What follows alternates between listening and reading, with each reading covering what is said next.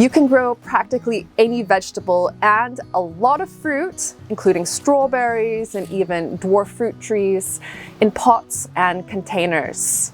But what I hear from a lot of people is that plants that they grow in containers just don't seem as healthy and as productive as those grown out in the garden.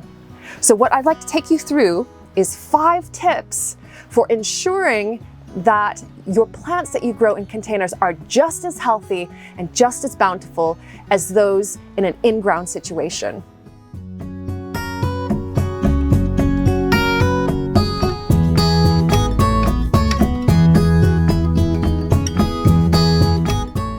I grow a lot of plants in containers, both flowers and crops, and especially here on the patio, which is really close to the kitchen. So many benefits to growing food in containers.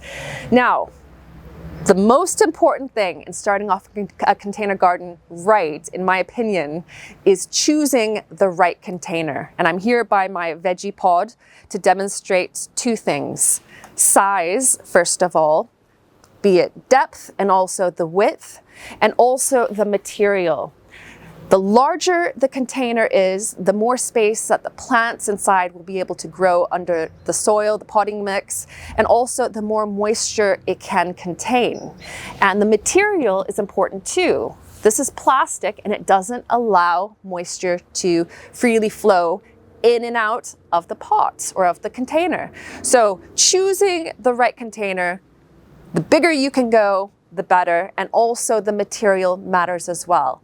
If you'd like to avoid issues with water loss, avoid using unglazed terracotta because the potting mix inside those pots will just dry out so quickly.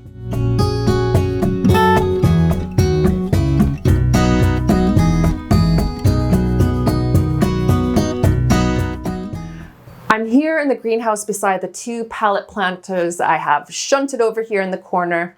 And I introduced these to you in last week's video. And if you want to learn how to make them and other pallet projects for the garden, check out that video. Now, we've got spinach coming up in this far one and also a greens mix here. The kale that I grew in it over the winter, I cut it down and it's putting on some new leaves as well, all looking really good.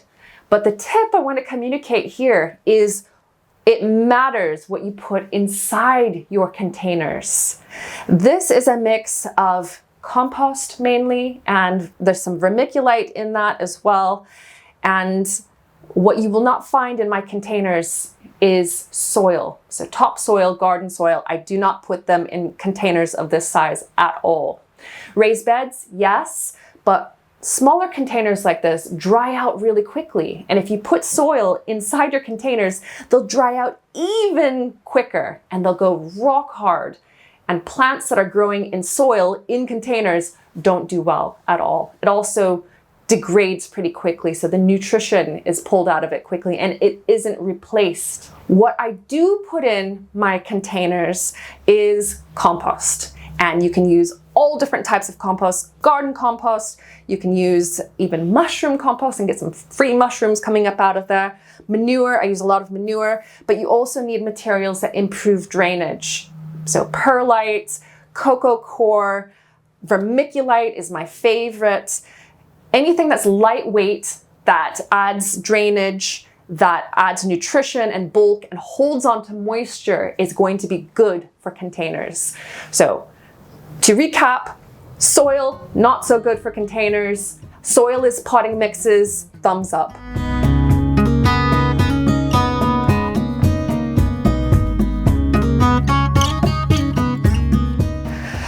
The next really important tip on growing a successful container garden is putting your plants in the right position.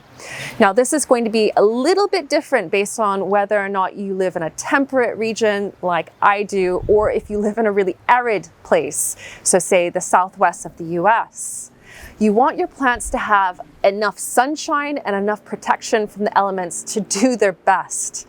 Now, here on the Isle of Man, so I live in Britain, and this is similar, I would say, to the Pacific Northwest in the States.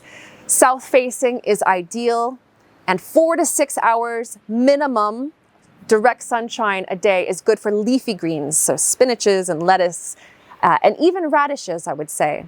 But if you're growing things like fruits, like these patio apple trees or carrots that have deep tap roots, they need more sunshine in order to be able to store away those sugars. So with those plants, I would say 8 to 10 hours minimum a day direct sunshine, and leafy greens need a bit less. So the more sunshine you can give them, the better in my climate. If you are in a much more arid climate with really hot sun, then you're going to need to shade your plants probably through some of the day, or place them in an area that only gets a certain amount of heat during the day. So maybe your east or west facing areas are going to be better for placing those pots and containers. Now, another thing is that your plants will suffer from wind. Wind will dry out the potting mix, so you'll have to water them more, but it can also damage the leaves and the plants themselves. So a nice sheltered place is going to be ideal as well.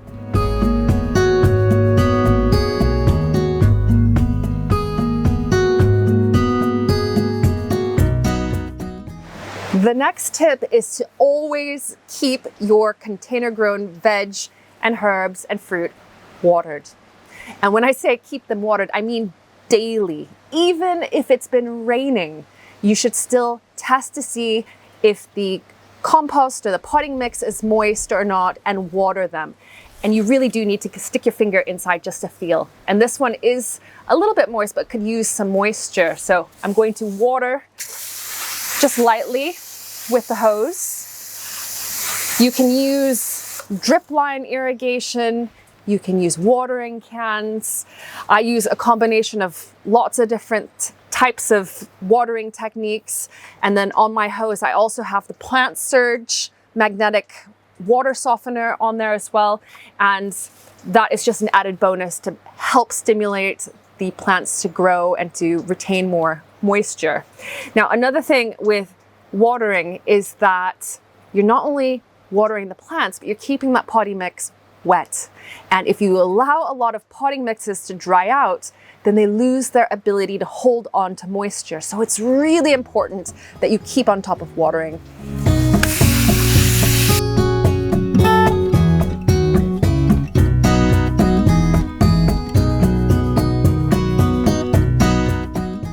Last, but certainly not least, is a step that a lot of people forget when container gardening, and that is the ritual of feeding your plants.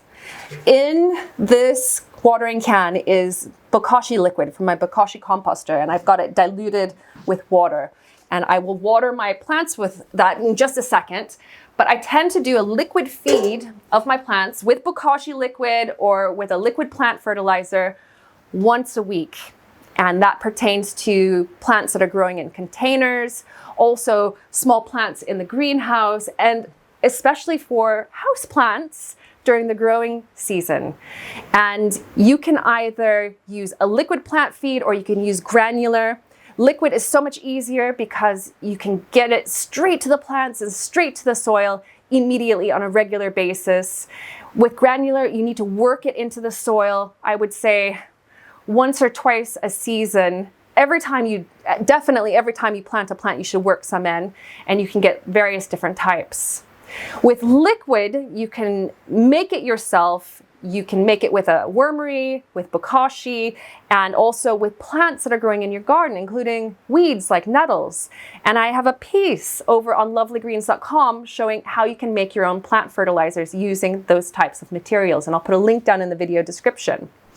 Now, the reason that a regular feed is important for container grown plants is that when you think about the potting mix in a container like a pot, even a larger one, it's still a relatively small space. And when plants are growing in that container, they tend to take up a lot of that potting mix, and then they drain it of its nutrients. Also, the actions of rain and just regular watering leach the nutrients out of that potting mix and leave it a bit devoid of nutrients for the plants, basically. So your plants will go hungry in potting mix that's quite a bit older than newer potting mix, and also that hasn't been supplemented with fertilizer. And so keep on top of your fertilizing, work in those granular feeds if you use them, or else use liquid feeds like I tend to do, and get into a routine of every week going out there and in your regular watering regime, just get that fertilizer into those plants as well, into those containers.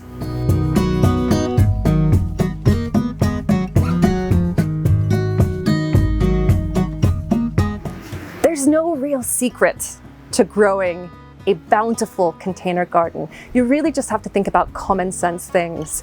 Giving plants light, protection, enough space to grow, water, and nutrients. If you're hitting all of those, then you are on your way to a successful, edible container garden.